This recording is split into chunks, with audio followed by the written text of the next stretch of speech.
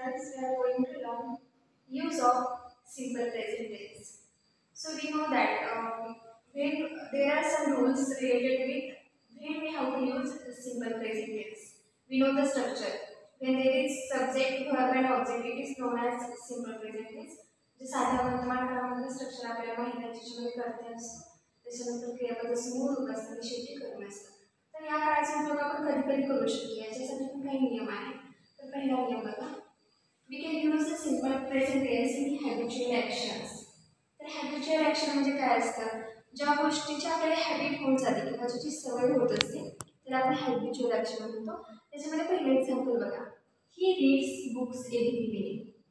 म्हणजे तो पुस्तके प्रत्येक इव्हिनिंगला वाचत असतो किंवा दररोज वाचत असतो. म्हणजे ती हॅबिट होऊन जाते. त्याच्यामुळं इथं कोणता टेन्स आहे? Simple present tense. याच्यामध्ये सब्जेक्ट आहे, वर्ब आहे आणि ऑब्जेक्ट आहे. त्याच्यामुळं हॅबिच्युअल ॲक्शन असते त्यावेळेस सिम्पल प्रेझेंट टेन्स वापरला जातो.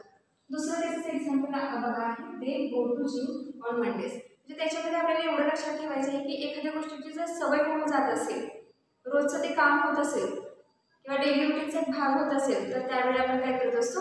सिम्पल प्रेझेंट टेन्सचा वापर करत असतो ते वाक्य बनवत असताना किंवा ते वाक्य उच्चारत असताना.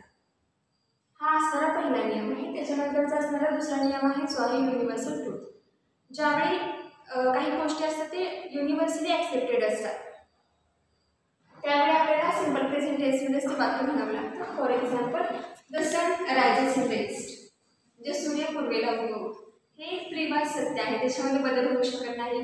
आपण असंही म्हणू शकत नाही की सूर्य पश्चिमेला उगवतो. म्हणजे ते युनिव्हर्सली ॲक्सेप्टेड ट्रूथ आहे. त्याच्यामुळं त्यावेळी आपल्याला काय करायचं असतं? सिम्पल प्रेझेंट टेन्स वापरायचं असतं आणि ते वाक्य तयार करायचं असतं. त्याच्यानंतर दुसरं वाक्य आहे त्याचंच एक्झाम्पल बघा त्या नियमासाठी. Water boils at 100 degree Celsius. म्हणजे 100° तापमानात काय होतं? वॉटर बॉल्स होतं. हे पण सत्य आहे. याच्यामध्ये सायन्स आहे याच्यामध्ये बदल होऊ शकत नाही.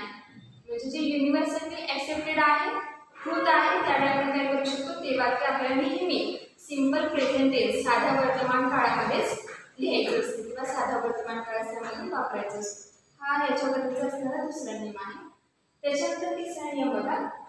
We can use a simple present tense in describe current state. ज्याच्यावेळी एखादी गोष्ट असते ती आपण डिस्क्राईब करत असताना त्याची करंट स्टेट किंवा कंडिशन वापरत असतो त्यावेळी आपण सिम्पल प्रेझेंट टेन्स वापरू शकतो. त्याचं एक्झाम्पल बघा. The shop opens at 9 PM. म्हणजे ते दुकान आहे ते स्पेसिफिक टाइम त्या ठिकाणी दिलेला आहे. त्याच्यामुळे आपण काय करतो? We can use the shop opens at 9 PM. म्हणजे याच्यामध्ये सब्जेक्ट आहे, वर्ब आहे. जे सब्जेक्ट वर्ब असेल आणि त्याच्यामध्ये आपल्याला करंट स्टेट जर डिस्क्राईब करायची असेल तर त्यावेळी आपण काय करू शकतो? साधे वर्तमान काळ वापरू शकतो आणि तरी वाक्य आपण प्रिपेअर करू शकतो. त्याच्यामध्ये हा तुम्हाला लक्षात ठेवायला लागेल. अशा अनेक प्रसंग असतात ज्यामध्ये तुम्हाला एखादी गोष्ट वर्णन करायची असेल आणि त्याच्यामध्ये करंट स्टेट हे पण लक्षात ठेवायचं आहे तुम्हाला. करंट स्टेट एखादी असेल त्याचं वर्णन जर करायचं असेल तर त्याच्यामध्ये तुम्हाला सिम्पल प्रेझेंट वापरणं आवश्यक असतं आणि तो रूल आहे ग्रामरमधला. त्याच्यानंतरचा नियम बघा. Scheduled events. ज्यावेळी काही इव्हेंट्स असतात ते शेड्यूल असतात, प्रोग्राम केलेले असतात त्यावेळी पण आपण काय करू शकतो? सिम्पल प्रेझेंट त्यावेळी आपल्याला सिम्पल प्रेझेंट टेन्सच वापरावा लागतो. फॉर एक्झाम्पल बघा. The train leaves at 6 PM. म्हणजे हे जी रेल्वे आहे तिचं टायमिंग ठरलेलं आहे. प्लॅटफॉर्मवरून कधी ती लिव्ह होणार आहे त्याचं टायमिंग फिक्स आहे म्हणून त्याला म्हटलं शेड्यूल्ड इव्हेंट. शेड्यूल्ड इव्हेंट असेल तर त्यावेळी आपल्याला सिम्पल प्रेझेंट टेन्सच वापरावा लागतो. हाही याच्याबद्दलच असणारा नियम आहे. त्याच्यानंतर पुढचा नियम आहे ज्यावेळी इन्स्ट्रक्शन द्यायचे असतात. आता या ठिकाणी बघा. Add 2 cups of sugar in the mixture.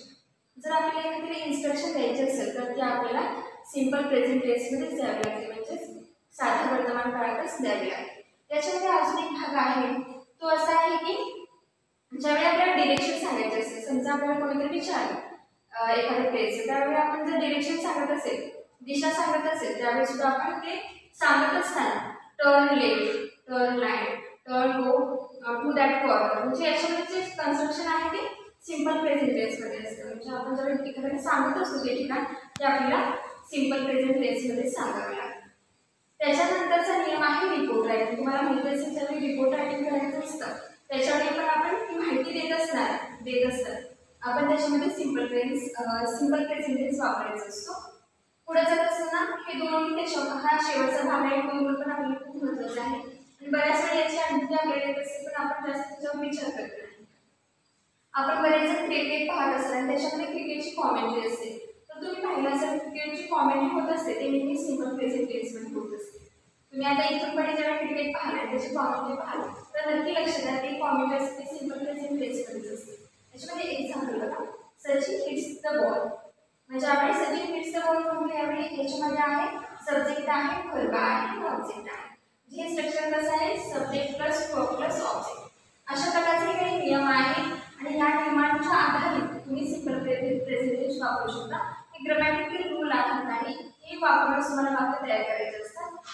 So it is all information when we have to use simple present tense from the starting habitual action, म्हणजे हॅबिट होत असेल एखाद्या गोष्टीची किंवा डेली रुटीन सांगायचं असेल तर तुम्ही प्रेझेंट टेन्स वापरू शकता.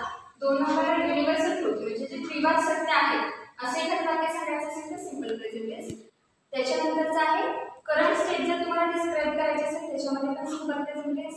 शेड्यूल इव्हेंट असेल प्रोग्राम असेल त्याच्यामध्ये पण सिंपल प्रेझेंट टेन्स वापरायचा असतो. इन्स्ट्रक्शन किंवा डायरेक्ट द्यायचे असेल त्या ठिकाणी तुम्हाला सिंपल प्रेझेंट टेन्स वापरावा लागतो. रिपोर्ट रायटिंग आणि क्रिकेटची कॉमेंट्री असेल त्या ठिकाणी तुम्हाला सिंपल प्रेझेंट टेन्सचा वापर करायचा असतो. थँक्यू.